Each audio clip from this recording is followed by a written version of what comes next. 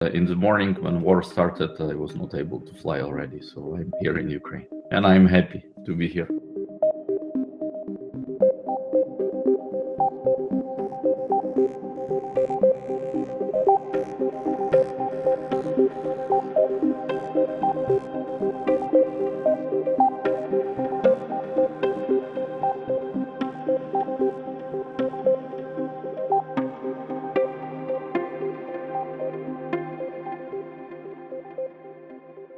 We have about 170 people in East Ukraine, like people like Dnipropetrovsk, Dnipro, Kharkiv, some people in Sumy. Because in COVID we were hiring remotely, so we were really hiring in every Ukrainian city, and it appears that we have about 170 employees on the east and about 450 in Kiev. So, and we actually warned them even before war started to move to Western Ukraine, because it was our contingency plan. So we warned them a week before, and then we put more strong warning on Monday that who want to move now, because something will happen on the east, definitely. But we put this morning for east more, for Kharkiv and for those cities, because we understood that escalation might happen very quickly over there. But people didn't really move before actual war started. And when it started in the morning, 24, we had a lot of people, they start moving immediately, because they were, after our warning, they were ready to do that. So they start moving to Western Ukraine. We have some people in, even one person in Chernihiv, which is under very heavy attack now. But all of them are safe. So we lost contact for a few days with one of our employee, but it actually yesterday we had a meeting that we have a contact with him already, but we are not sure if he can work or not. A lot of them are volunteering in different kind of projects, and some of those projects are within the company. For example, we developed one website for that people can register damages from the war to civilian objects, and this was like we developed this as a company, so a lot of people from the company volunteered, and they developed it in 1 week. And then a lot of people were volunteering for some projects related to this. I would say I don't want to say propaganda, but yes, they are spreading the right true messages, I would say, in Russia, in Belarus, and stuff like that.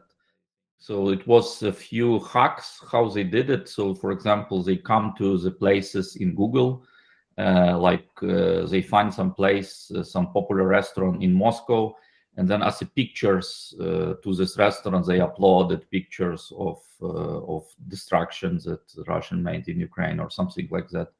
So some of our developers are doing that, but it's not. Let's say it's a volunteering. We are not doing that as a company.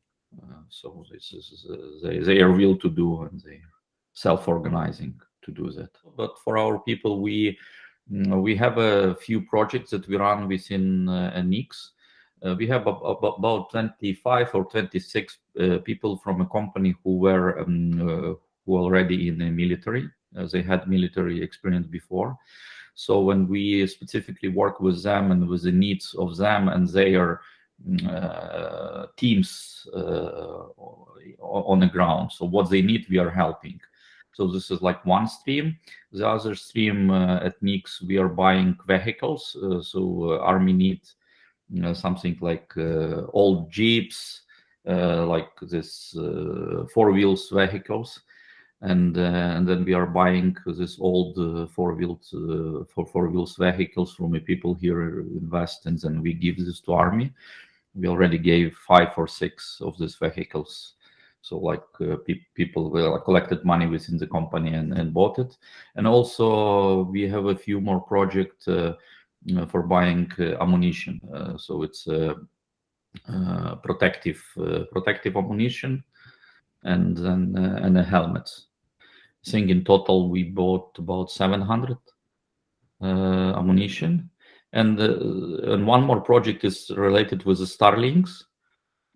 So because Elon Musk opened Starlinks for Ukraine, and he donated, I think, few hundred Starlinks for Ukrainian government. So we and we as Lviv cluster, we also connected with Elon, and then Stepan did it, and then he answered, and he say, "Okay, guys, but I will not donate Starlinks anymore. I can sell you with a good price, but I need to sell them."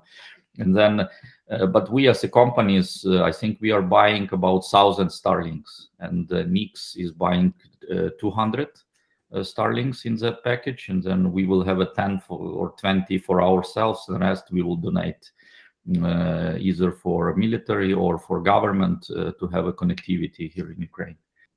They have a lot of censorship in internet, and now with like, it was interesting about sanctions, where a lot of companies also decided. So it was one sanction from government, but a lot of companies themselves decided to put their own sanctions and get out of Russian market. And it's a lot of internet company, a lot of software companies as well. I know it's a group of people from Ukrainian entrepreneurs who are pushing these companies not to work with Russia. Russian people are migrating to their social network, but censorship in Russia was big before, but now it's even get worse, I would say, because a lot of people inside Russia, they migrate to more Russian resources, and these Russian resources, like they migrate from Facebook to the other networks that they have. I forgot, Kontakte. Here in Western Ukraine, you feel safe. You don't see. I don't think this expensive rockets that he are shooting on those regions. He will shoot those rockets to destroy some of civilian objects. So that's why probably we feel safe, and here in Western Ukraine by now. Almost all of our employees are now Lviv or somewhere in Lviv region, and they go to office. A lot of our Kiev colleagues, they move to Lviv and they go to office. And for the first week, offices were used as a kind of place where people, when they move, so they come to office, and some of them with their families, and they get hot food and tea, and some of them even slept in office for a few nights until they find a place where to go, because it was very hard actually away from Kiev to Lviv. On the wartime, it was about 3 days by car, because of you choose safe roads. You cannot go directly, so it was a safe road down, and then through Zhytomyr. And also because of the war, they put a lot of how can I say, checking points on the roads, so we was not able to make it in 1 day. So most of people who were moving from Kiev, they were actually staying in the car for 2-3 days. So after that, we were accommodating them to our office, and so they were able to get little rest, understand where they go further.